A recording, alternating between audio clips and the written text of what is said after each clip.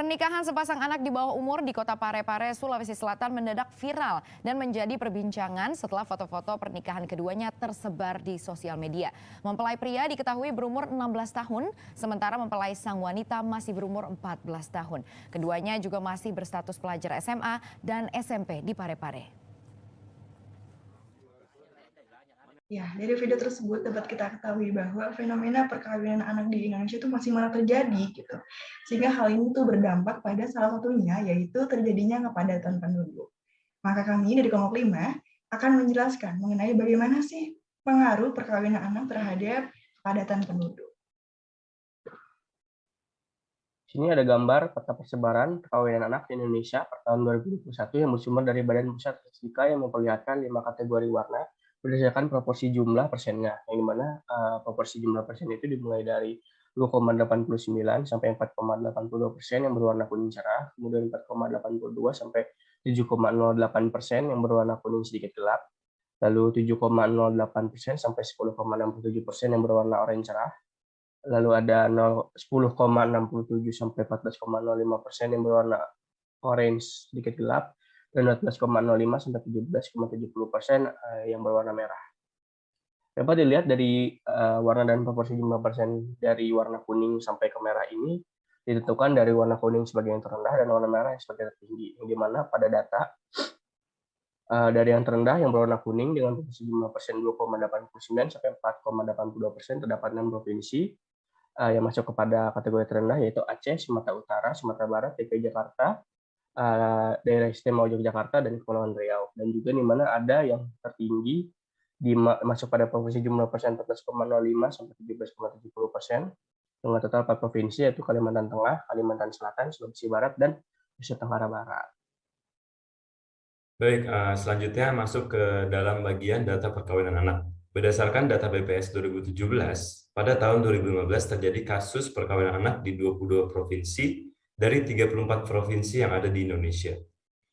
Dari hal ini, nilai prevalensi mencapai 61%. Maka dari itu, hasil ini dikatakan sudah mencapai tingkat yang mengkhawatirkan.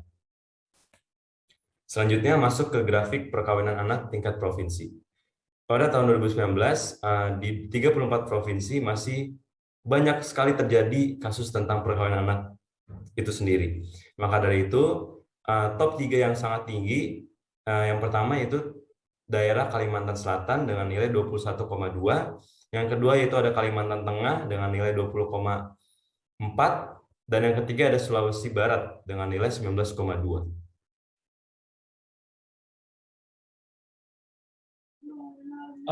Selanjutnya adalah faktor penyebab dari perkawinan anak.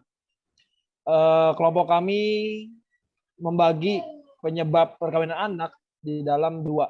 Yang pertama adalah secara faktor sosial, yang kedua faktor ekonomi. Faktor sosial yang pertama adalah adanya pengaruh lingkungan berpacaran yang beresiko. Yang kedua adalah tekanan orang tua untuk mendapatkan cucu atau mantu. Yang ketiga adalah adanya desakan masyarakat sekitar. Yang keempat itu mengikuti teman yang sudah menikah. Serta yang terakhir adalah hubungan yang tidak mendapatkan restu, sehingga biasanya anak tersebut kawin di luar nikah. Dalam faktor ekonomi, penyebabnya adalah biasanya si anak diharapkan dapat mengurangi beban keluarga dengan cara dinikahkannya anak tersebut dengan pria atau wanita. Selanjutnya di sini saya akan menjelaskan mengenai pengaruh perkawinan anak terhadap kepadatan penduduk. Fenomena perkawinan anak disinyalir menjadi salah satu penyebab naiknya jumlah penduduk di Indonesia yang tidak terkendali. Perkawinan anak merupakan salah satu faktor yang dapat mempengaruhi kualitas penduduk serta dapat menaikkan fertilitas atau angka kelahiran yang cukup signifikan. Di mana data survei demografi dan kesehatan Indonesia atau SDKI memperlihatkan tingkat kelahiran nasional meningkat dari 2,41 menjadi 2,6. Ketidakseimbangan penduduk dengan potensi yang ada sangat mempengaruhi kualitas hidup dan tingkat kesejahteraan penduduk. Sehingga di mana perkawinan anak ini dapat dikatakan menjadi salah satu faktor pendorong dari meningkatnya fertilitas atau angka kelahiran cukup signifikan, sehingga hal ini juga dapat menyebabkan adanya kepadatan penduduk yang tidak terkendali. Saran dari kelompok kami adalah yang pertama, perketat regulasi dalam hukum perkawinan.